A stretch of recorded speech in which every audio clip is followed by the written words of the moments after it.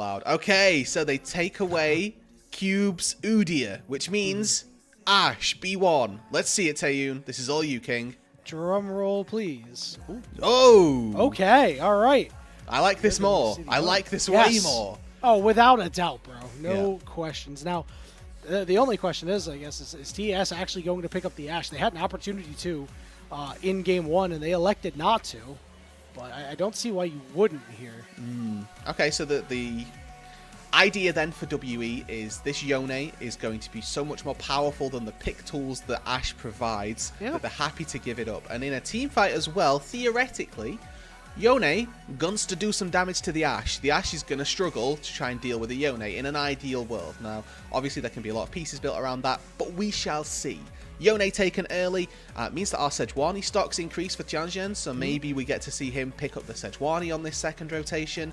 Maybe we get to see Top try and take it away, but this is a preempt for it, right? This is a preempt for one of those tankier style junglers. The Zyra comes in for Kanavi, and that just means that you're going to so vastly outpace any form of tank jungler that you're going to get an advantage anyway.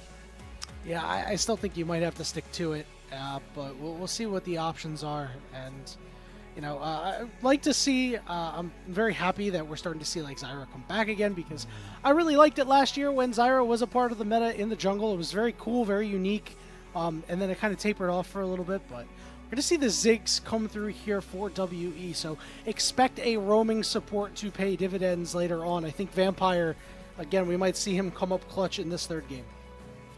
It's very possible, and I think that he's going to need to. Ultimately, right, we highlighted that the weaker part of top esports, at least in Demacia Cup, was Crisp, but so far this series has given me no real cause for concern on any of the plays that he's been making. It's been largely the right place, right time, no massive mechanical flubs that we need to particularly call out. But that says when he does get locked in, so the decentivizing factor of the Zyra not enough of a issue to make sure that WE don't take this sedge. Then expect to see another melee top laner locked in, some real power in the trifecta that WE can draft in their top side. Well, there's your engage for the side of TES, and I like that they can do both here, right? With Kanavi's ultimate, you know, if they engage on you, it's like, okay, cool, perfect, here's your Stranglethorns, but now with Rel, that is such a strong combination. That Magnet Storm, you can't escape it. No, absolutely not. And when you've got a relatively low mobility champion like the Ziggs, so dependent on that satchel charge. Poor guy. He's going to struggle as well. If you get caught out by an Enchanted Crystal Arrow, there's enough CC to follow up on from Crisp and the rest of the team already that trying to take down a low mobility squishy carry should be possible. And I do fear for Taeyoon this game, because he's going to have to play like a Ziggs should be playing, which is 3 screens away, firing away.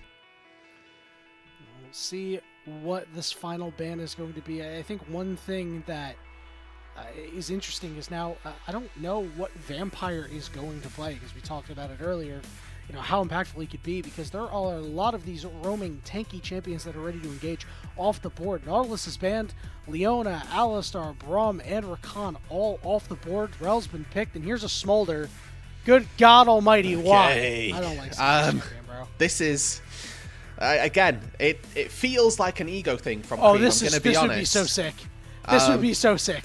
Taeyoon Vampire, yeah, okay. The duo legacy that is going to be formed out of these two picks. Okay, well, it could still be. A blind top laner here for Cube is what is needed, and the Aatrox is taken. There is a small world where we get to see these two flexed around. Aatrox mid has happened before. And what did we say at the top of the day, Yanni? If you can't beat them playing standard, beat them playing silly. Pyke incentivizes silly. Absolutely, and guess what? There is 3 squishy targets on the other side. Pyke should be eating great in this game. Oh, absolutely. Absolutely should. And that's something that we should really be looking towards. So whether or not Vampire can navigate these fights, navigate any form of success, that's going to be the important thing. As now the Camille versus Aatrox matchup going into that top side, like I say, maybe they swap these around and Karis plays an Aatrox, but it really depends on comfort more so than anything else. All right, why does this TES composition feel so disconnected for me? Like, you have this pick potential with JackeyLove and Kanavi, but I just don't see how this is going to come together. Like, I see that they have tools, but it feels like it's hung along by like very thin pieces of string. Yeah, they do have Good team fight with, honestly, everybody except Camille. Camille can lock down one target who's got really good split push, so if you're looking for a 4-1, I think that top esports have got a lot of that going for themselves. I do also like the amount of pick that they've got, so if they see somebody caught out, Camille ulti, Ash ulti, Zyra, everything, it's quite easy to pick somebody off.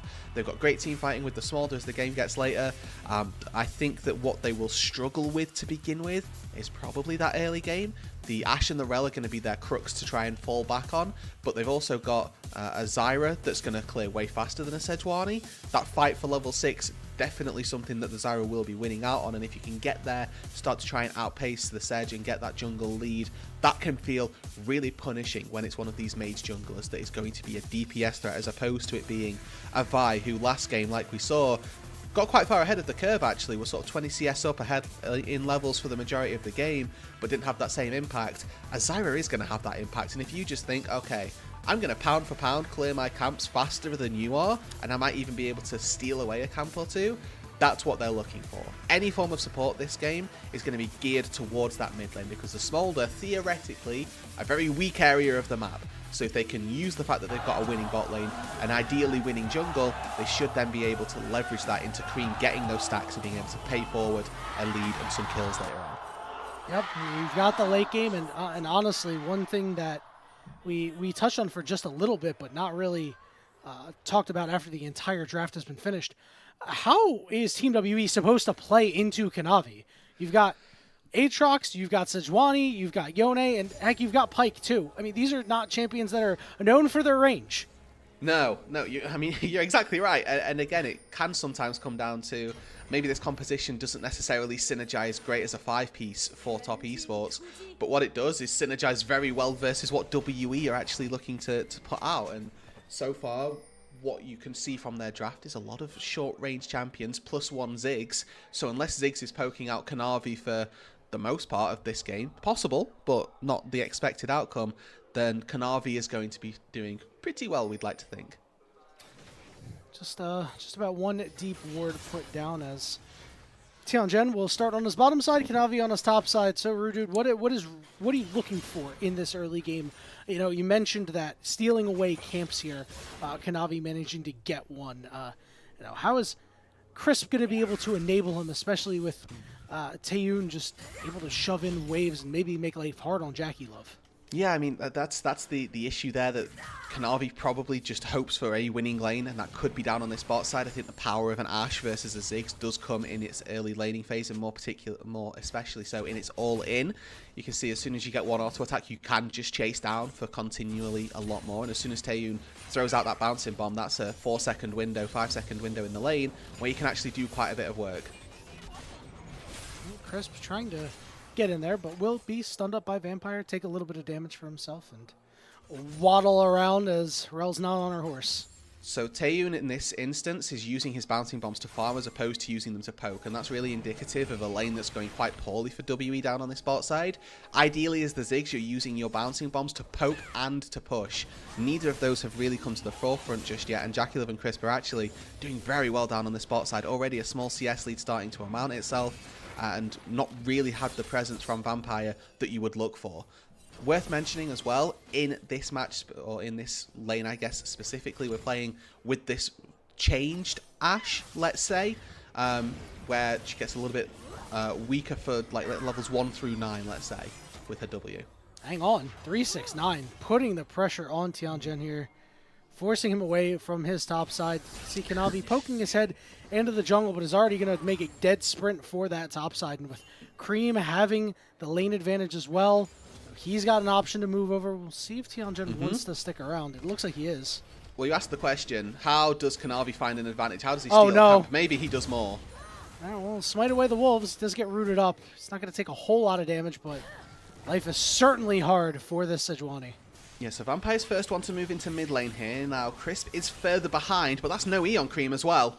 Oh, this is nice. Let's see what he can do here. Crisp is on the way quickly, but the Ignite is down onto Creme. The question is, can Vampire take him out? He's not going to be able to get stuffed by Crisp. Good roam. Okay, so again, I'm tentative to know how that could have played out differently. Vampire saves the undertow, or saves his E rather. For Oh, come on, Vampire! Oh, does he see it? Does he feel it? No. So close. So he doesn't use his E there to gap close onto Creme at all. Knowing that Creme has flash, he's trying to probably bait out and see if he can get a kill without having to use it. Ultimately doesn't get either, and the flash for the Smolder still being up is the big win that Top Esports can take away from that. Your Smolder at level 6 without ult or without the flash could have been really susceptible, but he still has that tool for when Karis dings over. Yeah, and that's such a high percentage play for Team WE there that they're just not able to come away with burning that summoner, which has to feel really bad. I mean, a lot of it was because Karis couldn't stack up that Q to be able to land the knockup, right? He had to just go in full retreat and hope that Vampire was able to close out. Just a slight damage difference there. Tianzhen just walks up and smites it away and says, bro, camp for camp. Yeah, he's taking that one back, and quite happily so. But you can see Kanavi has got all of his jungle other than those Raptors to go back and try and take, whereas Tianzhen a little bit homeless for the time being, but finds one mid lane. Another nice roam here, but this time Creme will be able to flash away. Crisp also has to flash, but will be able to keep his mid laner upright. All of these fights that are happening around mid lane are more stacks for the Smolder. 34 already, just 5 minutes in, and sometimes it can feel really rough and you think, okay, we've got to try and bully the Smolder early on so that you can't stack up, but when that fails, you're actually giving over quite a lot of stacks innately just for fighting around him. Vampire getting slowed up, might have some difficulties trying to get away. Crisp is in hot pursuit, can't quite land the stun, does have flash available but won't have to burn it. So now, something we get to mention, there's a lot of critical flashes down here. Crisp does not have it. Creme does not have it. WE, you had these nice plays to burn them, but now you have to take advantage somehow. And already, look, they're on to Crisp. Tianzhen following up with a flash, and that'll be first blood going over to Vampire. And he slices that genius. away as well. Incredible, taking down the no flash support. First blood over to the Pike. And there's a break point as well on this champion where you can just start 1v1ing squishy AD carries, squishy supports, and Zyra in this instance can be that Kanavi. Oh, here we go. Oh, Kanavi forced to flash away. Will root up Vampire, and Vampire has to flash too. Oh. Good call out there, as Kanavi did a lot of damage. Vampire's still level 3 right now. Yeah, and he's just trying to survive. Oh, Skewer goes barely wide. These scrubs have already been started up, but no level 6, no ulti for Kanavi. It's Tianzhen. Karis has the Fate Seal. They're going to target Kanavi here. Kanavi down, getting low, and will fall. Karis gets that kill, flying in, goes 3-6-9. Tianzhen goes down. Vampire goes down. Cube is world ending, but his world may end shortly. Karis is trying to distract. He ends up getting Crisp, and now he's stuck in a 2v1, and that world ender is gone. But he will be able to walk it out. So overall, a messy fight, but 2 grubs critically going to WE. Yeah, so 2 for 2 in that exchange right there, and importantly, those pink wards in the banana bushes were so impactful that allowed the fight for Karis to begin. And I think the fact that they put them in just maybe a little bit too late, they put them down. The Yone gets spotted, and he's like, okay, it's time to go. Oopsies. He flies in, starts that fight off, and now Vampire gets to pick himself up quite a little bit of gold. But there's now a chance for WE to walk back up and try and secure themselves that feat as well. But yeah, they just actually see Karis the whole way through. So I'm just completely lying, and that's fine. But they see Karis walk in, take down the jungler, Kanavi can't do anything, and it's a nice even trade overall. 2 for 2. Am I tripping, or did Tianzhen charge into the wall to get over the wall and knock up Zyra? Knocked up Zyra and then stayed on the other end of the wall. So that is what happened, and I'm okay. And it should have done. That's how it should play out. Okay, in that specific instance. I've seen a lot of League of Legends, but like it's very rare you see something like that. Yeah, so because of the way the hitboxes work and where you end up getting booped, or rather where I think Kanavi ended up getting booped, it ended up putting him on the same side of the wall that he tried it from. It's going to happen if you're playing on such fine margins like that, and it's a very rare occurrence, but it was okay. Yeah, well, good stuff for WE in the end, but you could say the same for TES because, look, the solo laners are the ones who have been the beneficiaries of the kills. 1-0-1 across the board for top and mid. Early right now, it's got to favor WE, but in a little bit of time, that could quickly favor TES. Quite considerably as well, and we talked about the power that comes from this sort of dive, or we haven't really talked about the power rather that comes from this dive style of composition, but execution later on is going to be very important for WE, right? They are got to take down the Smolder. They're going to have to take down JackeyLove, and if they can't do that, the Smolder is going to be an absolute fiend to try and deal with later on. The Ashe as well, definitely something that people should be scared about as you're moving into a later game situation, as Cube actually coming out largely on top on these trades, but little does he know that Kanavi is right here. Yeah, and Kanavi is quick, and this could be a problem for Cube. Tianzhen is there, will stun Kanavi. The knockup will find Cube, but Crisp is on the way to help out. Lands the stun, can't knock up Cube, but 369 is relentless. Now Kanavi on the backside can't get away from Tianzhen, but that is okay, because that means that is more kills for 369. He's 3-0. Yeah, that's going to make this side lane even more difficult. Credit to Cube there, because he dodges out on pretty much everything Kanavi can put down and buys enough time for his jungler to get here. Unfortunately, Vampire was too late to the play. Chris made the impact first. That actually gives them the win in the 3 versus 2. This is Vampire. This is maybe why he wasn't bot lane. Oh, my goat Vampire making plays happen.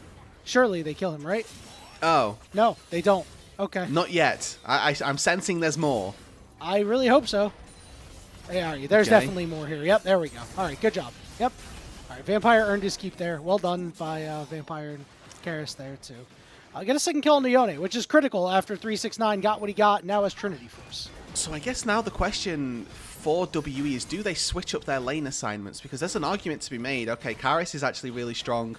Can we put that versus 369 and maybe alter how the side lanes are going to start playing out? Because 369 versus Cube, it's probably going to end up just being a very one-sided affair with the Camille, but maybe the Yone has a little bit of a better time of things just because there's a little bit more gold in their back pocket.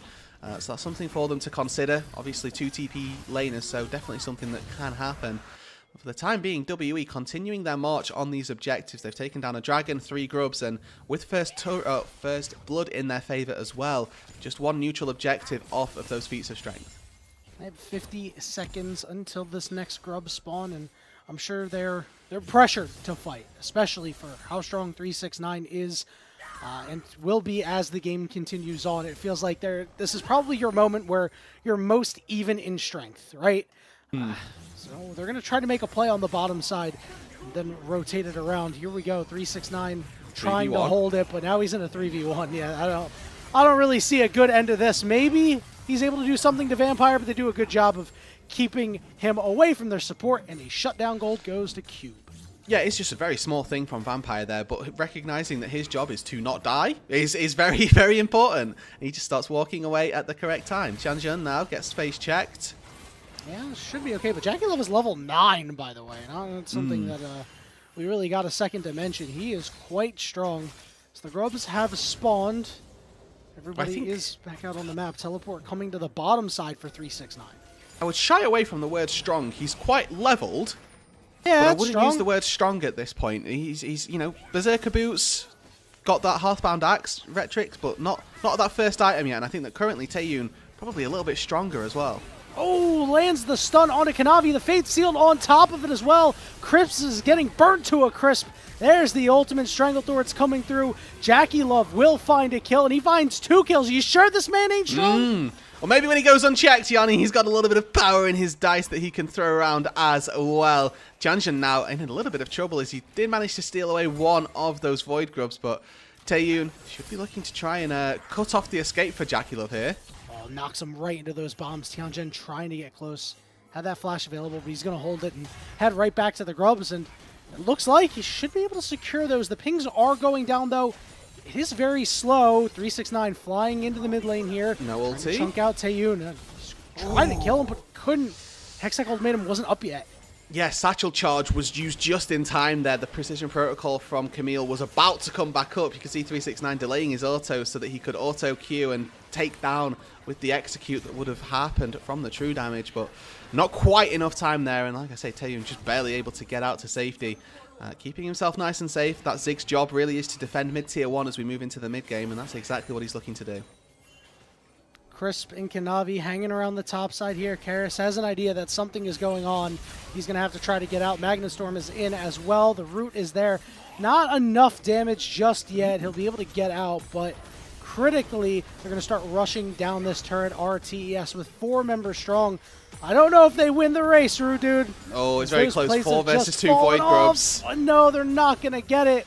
And that means WE will get the Feats of Strength. Congratulations, winner chicken dinner.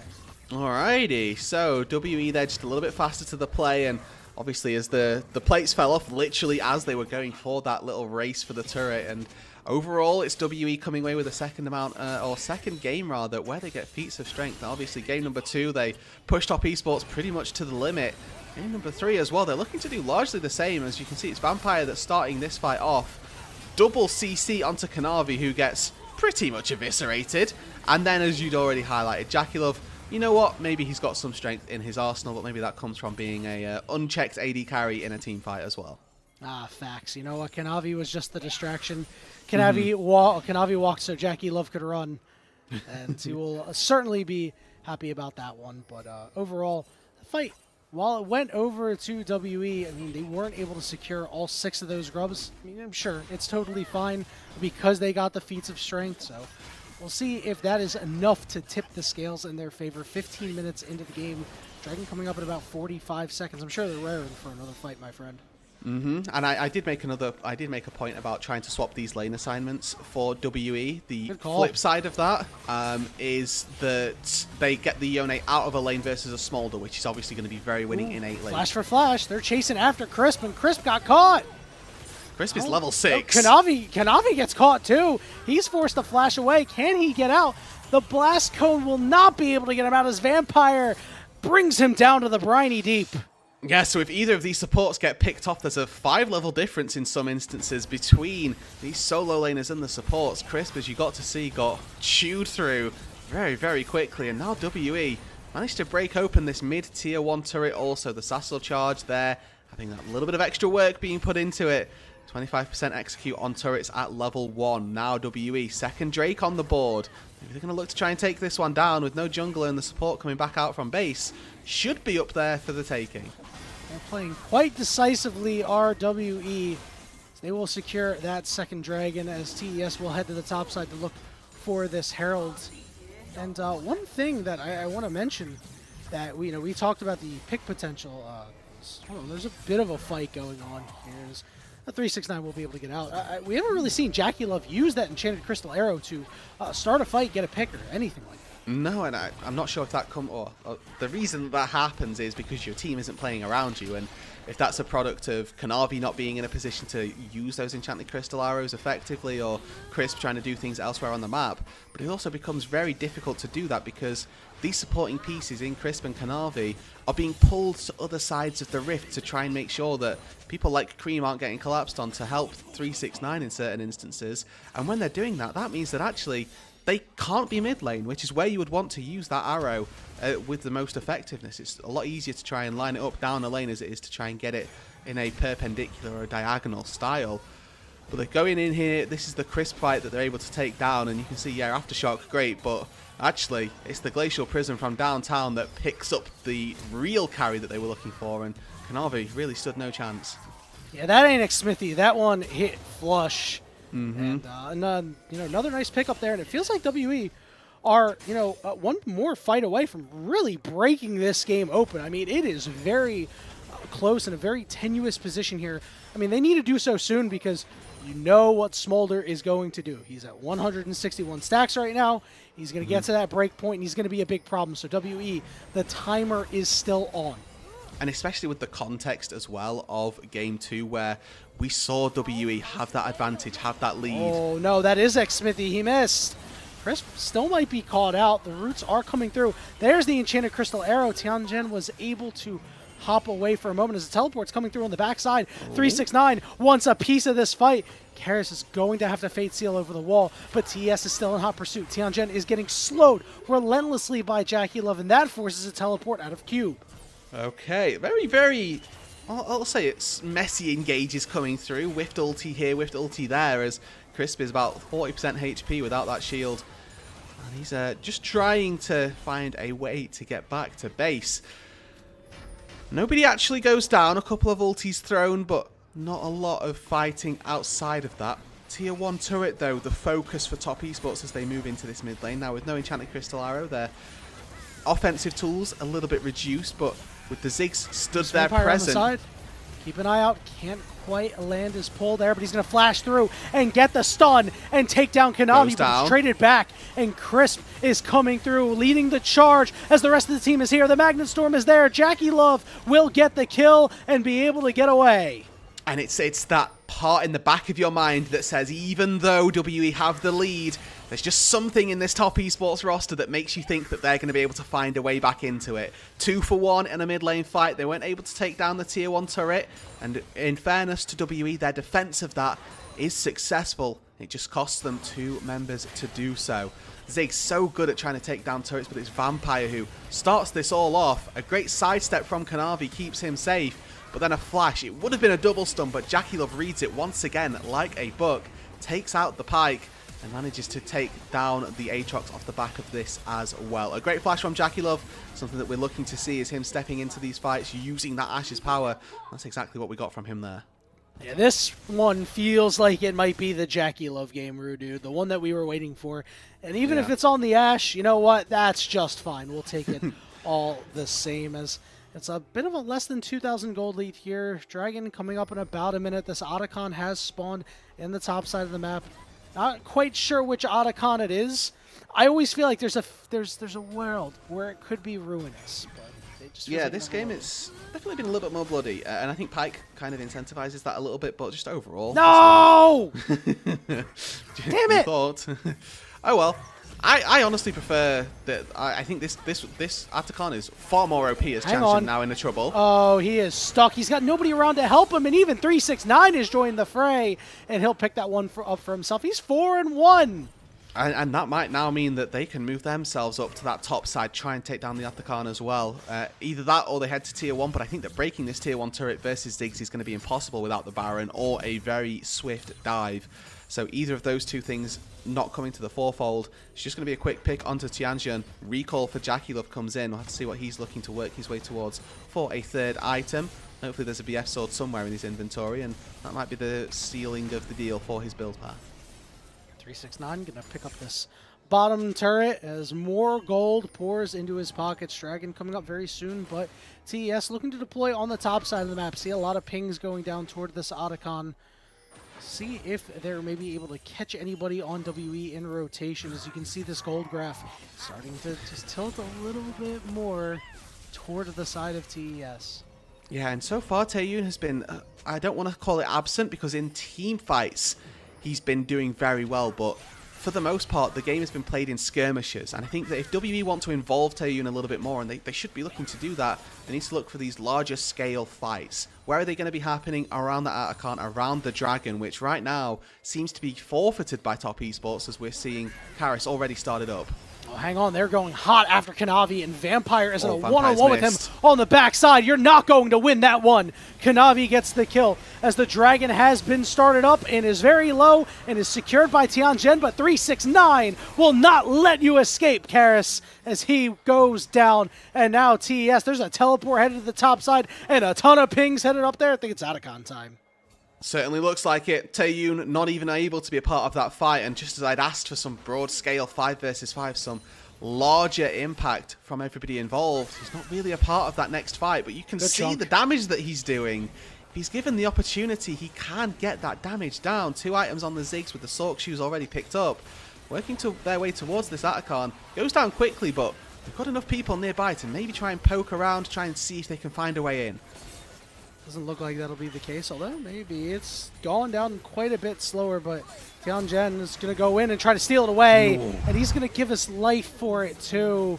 Not able to get it done as Creme gets that one, and you have to feel that maybe Tianzhen knew that this game was starting to tilt the other way. Yeah, I think all of a sudden with that, top esports should now look to really run this advantage that they've got. Start diving, start taking turrets. Any fight that you can take is a good fight when you've got this Otacon buff on your side.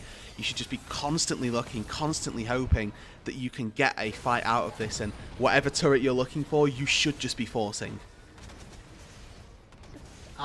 What's the path here, Roodood, for the side of WE? It feels like, you know, maybe you just have to again, as you mentioned, these large-scale team fights, take a look. This is how that play started with Kanavi. He had a very nice flash there, and he dodged out on the Fate sealed. But, yeah, I mean Vampire just way too deep. Yeah, Phantom Undertow there is to get the stun, and the idea there is that if he stuns him up in front of Karis, Karis can quite easily just melt through Kanavi. Unfortunately, the snapback happens at the same time as he flashes forward, so definitely very tricky and a little bit of miscommunication there maybe on how they wanted to play it out. But this is a fight once again. Oh, no. What a prediction there by JackeyLove, by the way. Predicting that flash. And Vampire falls once again. This is looking like the Vampire of 2024. It's a little tough on the pike when you're starting to be behind as the siege is on here in the bottom lane. You could just see, look at the type of play that we're seeing from Top Esports. 369 taking 1v2 in the mid lane, just happy to get withdrawn. Creme was flapping underneath that tier 2 turret just to zone away WE. And now, again, no Baron at their backs. They've just got this Octagon, and they're just trying to force it through. Well, JackeyLove is quite low. We'll see how many people get sent back to the base here. Kanavi has gone golden as they're looking to get this kill on Tianzhen. He will fall, but so will everybody else on TES, sent back to the base. As he manages to get a snipe on a Vampire, does Kanavi. Yeah. Sure, they're very happy with that. This is a great example of how OP this buff is. They just they just lost a fight, 5 versus 5, lost all 5 members, but they got 2 members down. Now what can they do? They can move their way out to the Baron. They've got 20 seconds on Tianzhen, 10 seconds on Vampire. That's a 5 versus 3 on the map that they're going to quite happily look to take and try and find a Baron with it. And it looks like that's going to be the move here for TES, and you know they got plenty of damage to do it. You got a Zyra, you got an Ashe, you got a Smolder, and guess what? You're going to get a Baron. Cube not going to be able to do anything. Taeyoon trying to get the poke out, but he is the one that's catching the arrow to the face, and he will fall. And Roodood, this should be the nail in the coffin. Yeah, Top Esports from here, you would like to think, can push their way through to a victory. Forcing Vampire out, forcing Cube out, Karis not really having the impact in this game that he needs to turn this game around. Now with the Baron at their backs as well. Sieging, this is more familiar territory for all of our teams. Sieging with a Baron, and Top Esports certainly should be ones that can make the most of it. Wailing away now on this tier 3 in the mid lane. Wave pushing in the top side from Creme. Stun goes down on the Crisp. He's forced to flash out, but still staying upright as the cannon minion will put in some serious work here. And it feels like it's just so doomed for WE as the Fate sealed onto Creme. He's forced to flash over the wall, but Tianzhen chasing after him, but now he's gone too deep. He had no backup, and Creme will kill him. And it's just more deaths, more killing here for TES as Taeyoon may be up, but they're just rotating members at this point, and they are looking to siege onto these Nexus turrets. 369 has his teleport available. Creme is still in the top lane here, pushing in a wave, so they've got a fallback strategy if they need it, but currently using those double super or double cannon creeps to do as much damage as possible. Oh, JackeyLove cleanses nothing. He didn't even have to. He dodged it out, and they just kill Vampire. Another teleport coming in. It's 369 rejoining the party, and the siege is on. He's going to go all the way deep, targeting Taeyoon, taking him down. Great play by 369 to put the exclamation point on this series. It's going to be a 3-0 for Top Esports. Did you really expect anything different? As it's now just time to clean up a couple of kills, pad that KDA. Oh, unless you're Kanavi. Okay, Kanavi's fine. Turret will fall. It is a 3-0. No! Vampire is going to find one. I cursed it, bro. And Karis, he may yet find 369, but the 3-0 comes through. Top Esports, as you would have anticipated coming into the day. A little bit less how we expected it to happen, but the score will read the same for Top. They've not dropped a game. And importantly as well, I think that WE not being able to take a game could be very important as well.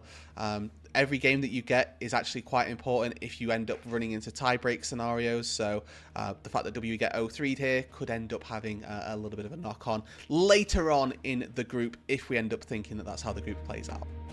Yeah, a little tough for them. And you know what? They had a really, really good start in that game. I thought there was maybe going to be a world where they were able to just keep the ball rolling, keep the pressure on, and you know, as mentioned, you know, break open that game, especially against the team that scaled so well like TES, but it just wasn't meant to be. It felt like after that comment, oh, it just went all wrong for Team WE. Yeah, pretty immediately, almost. Sort of the quintessential curse that came through. But either way, I think that the WE, they've still got stuff to be proud of, because this game wasn't like Game 1 either. I think Game 1 was clinical from top, and that's maybe what you get in Game 1 of Fearless. You get your true comfort and you get to see what you're after, whereas Games 2 and 3 we got to see something that they're not quite as practiced on, not quite as well versed on, and they didn't know how to fully execute on, but they came away with wins anyway. WE, though, like we mentioned, 2 and 3, they had a lot to say for themselves. They gave what they could give, and it was a lot better than we saw from them in game number 1. So a lot of good wins that they can take morally. Unfortunately, not so many physically on the Rift. Yeah, Team WE last year finished as the second worst team in the LPL. I have a feeling that's not going to happen this year. You know, this team definitely looked better than, you know, second worst LPL team. And if they happen to be in that bottom 2 and they get cut in the summer, then, oh God, how good the LPL actually is, right? Because if you got teams like them taking top esports, you know, to the limit in game 2 and putting up a fight in game 3, I mean, that means this is going to be a really hotly contested league. So I'm very excited to see what they end up doing next and for the rest of their games in Group A. Yeah, obviously, you know, they've got some, we'll say, difficult competition still. For sure. They've still got to go against AL. I think that the benchmark game for them, unfortunately, is going to be how well they do versus LGD. That should be a fiesta. Yeah, I think that to expect anything else between LGD, WE would be insincere to what we've already seen from them. But that matchup of WE versus LGD is going to be very important, as is the top esports versus AL one. If there's any form of upsets between those top 2 and bottom 2, that's when the interesting parts of the group start to come out. But I think for the most part, we now have sort of confirmation. We've got eye tests on all of our teams on what they can do, and we've seen largely everybody meet what we were anticipating. Yeah, and it's, you know, been pretty good, right? And you know, TES, obviously, it's a little worrisome that they looked so clean in game 1 and did not look as clean in the games that occurred afterward. That is something to really keep in mind. That is like, it makes you scratch your head, right? So, you know, we've seen everybody except for 3 teams. We haven't seen IG, NIP, or JDG yet, which I'm really excited to see them next week, as the first match of next week, I believe, is IG versus tomorrow. NIP, which should be a banger. That'll be tomorrow. That's going to be awesome. Yeah, I'm really looking forward to that. I think that the return of Doinby is something obviously that is going to be quite exciting. Obviously, IG had we'll call it an early exit from the Demacia Cup, but they drew top, so somebody had to take that early exit, unfortunately. So I think that with the way the LPL has sort of fleshed out its teams, we could very easily have like a very competitive top 5, top 6, and that means that 2 of those teams don't make it to a semi-final, and that at some stage during the quarters there's going to be a heavy hit, a really big showdown that unfortunately IG fell out of in Demacia Cup. Coming into Split 1, they're going to have to try and assert themselves, obviously, as leaders of their group, to see if they can still make it to where we expect them to be there. But NIP come in as definitely no slouches either. Yeah, I still think that IG and NIP will be the ones that get out of that group. But hey, listen, RNG might have something to say about that. You know, we'll see what the case is. I still think that, you know, the closest group right now is probably this Group C, right? I think that unfortunately LNG losing to ThunderTalk will actually really set them back, because I don't think they can beat BLG, to be honest with you. But that one is certainly like a whoa. That's a big shock. As there's a couple of really good teams here. So we can take a look at the post-game graph. I mean, look at that damage spread on TES, man. It's a thing of beauty. That's what you love to see when you draft 4 carries, is that you get 4 carries worth Everybody of damage eats. Out of the game. Yeah, exactly. Everybody eats. The gold graph as well gives us a little bit of a glimpse as to the fact that this wasn't just another steamroll from top esports, but what it does give you is that when they got the lead in this game, they actually didn't really let it go. There was a little bit of time, 5 minutes in, great small advantages that come from laning, but once they got it at like that 22-minute marker, they just absolutely ran home with it. Yeah, I think that gold graph shows one really, really important thing. When the gold graph when the gold graph was blue, WE was winning. When it was red, well, that's when JackeyLove started using his arrows and they started getting picks. Coincidence? I think not.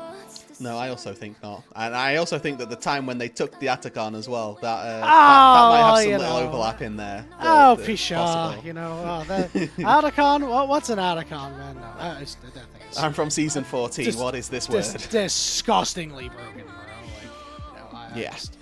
Like, no, all right, let me ask you, what do you think they're going to do? Do you think they're going to... I think they're already slated to make some changes, but I'm not sure. Yeah, I think the way I would go about it, obviously, your boy is not right balanced team. Just the way I can conceive it being, let's say, weakened is, first of all, and I think this has been talked about, is that they're going to make it appear less frequently. So the threshold for the amount of fighting that needs to have happened is going to go down slightly. It appears less frequently, basically. But also, I would make the buff weaker. Like, the buff that you get from it is so obnoxious. Like, it's 2 minutes of GA. I think you can half that. It's 2.5 minutes. Yeah, so it's a long time. You can probably half that, and it'd be fine. And then that's where I would start and see how it felt after that. You know what? I'm with you on that. I can agree. Maybe knock it down to like 2 minutes, but that might even be a little too long. All right, let's cast our votes for player of the game. Listen, you got a lot of good options here. Although the damage share doesn't support it, I'm really a JackeyLove proponent of this game. Although I will say, Chris went pretty under the radar that game, but I also thought had a pretty good game. Yeah, I think you can. I don't have a firm argument for anyone, so I think you can give it to anyone. I'm with you. Is this was a team-wide? Okay, we all did relatively well. So the team gets the player of the game. Yeah, you could go JackeyLove, you could go Crisp. It feels like either of those two feel right. Feels like Kanavi was farming quite well, but was also the one that was getting slightly caught out. But then again, the way he was getting caught out, he never actually died all that frequently. So it's kind of... Oh, I don't know, man. He was 1-4-4 at one point, bro. Well, not my MVP. Not your MVP. Okay, so maybe not Kanavi, but like the bot lane, I think, is where we've landed on. Somewhere in the bot lane. I'm staking my claim on JackeyLove because, listen, it supports what I just said about the gold graph, right? It's before arrows, after arrows, right? True. I'll take Crisp then. I'll take Crisp. Okay. You know what? That's totally fine. Oh my god, I hope one of us is right, dude. We're gonna look so dumb if it's like, congratulations. I mean, 369 could have gotten it too. Wait a minute. We forgot that dude was 4-1. Oh, yeah, I mean, not a bad I think we messed up. I think we messed up, bro. Well, we had to leave somebody out. 369. He can't get two. Well, we already left Kanavi out. He was intentionally left out. That was an accepted L from Kanavi. Shouldn't have picked Zyra into a Sejuani or blinded Zyra. No, I mean, it ended up working out, right? They got the W. He was certainly relevant. Wait, he didn't get the player of the game, Yanni. He didn't get the player of the game. Not in our hearts. Yeah, it's not a... Ooh, got a spoiler in our chat. I'm not looking. I'm not looking. I'm gonna get the full reveal. Okay, yeah, no worries. Yes! Oh, okay. I lose. Bro went 5-0 and 11. I actually didn't even look at his stat line. That's crazy work. All right. Well, no deaths is what I like to see on AD carries, so we'll allow it. Especially on Nash. Yeah, immobile little AD carry can be difficult to stay alive. Yeah, it is. It was incredibly difficult to deal with that, but guess what? Yanni wasn't really even in his zip code for most of the game, right? No, that's true. It was really difficult for him to try and chase down and get there, and just could not get the job done. So, really good stuff coming out of the side of JackeyLove, and really, are you surprised because of how good JackeyLove is, man? I mean, this guy is just incredible, right? Not at all. Phenomenal player. We love to see him. Absolutely. Should we say start to finish? I think start to finish, this guy was pretty good this series. I mean, game number 1 was clinical from everybody. He didn't really need to do anything in game number 1. Game 2, listen, he got caught out that one point, but he brought it back. Did get caught out, but he did end up doing a lot of work in the team fights later on as well. And then game 3 got player of the game. So, yeah, sure, I'll allow it. Start to finish, good stuff. Yeah, let's do it. Well, that is it for us here tonight with LPL English, but we do have more LPL action coming because guess what? They play every single day of the week. And this upcoming week, they're going to play twice in one day. But we're getting a little bit too ahead of ourselves there, as tomorrow it'll be IG versus NIP. Roodood, you're on the cast for that one. I believe you're with Mazel. Hell yes, yeah, yes. brother. I hope you enjoy that series, and you'll be eating good, my friends. We also want to give a big shout out to our elite Ko-Fi supporter, Aaron Superus. If you want to be like Aaron and support us, you can, go over to the Ko-Fi and use that to donate. Their pledged financial contribution helps level up our broadcast and give back to the cast and crew who strive to give you the English LPL product every day, because they play every day of the week. Roodood, any final thoughts, any final words about really the first week of the LPL as a whole? I'm glad that we've had to round out with a nice experience from Top Esports, them showing why they should be a top-seeded team, a top team going into not just this group, but into the playoffs as well, a team that teams should be fearing. I'm glad that I finally got to work with yourself, Yanni, and a big shout-out to Camcom as well for working production behind the scenes, making sure that everything's running nice and smooth on the production side of things. Yep, absolutely. Well, there's only one thing left to say. For myself, for my co-caster Roodood, and for Camcom behind the glass, pushing all the buttons, we want to thank you so much for being here with us tonight. We hope to see you tomorrow for IG versus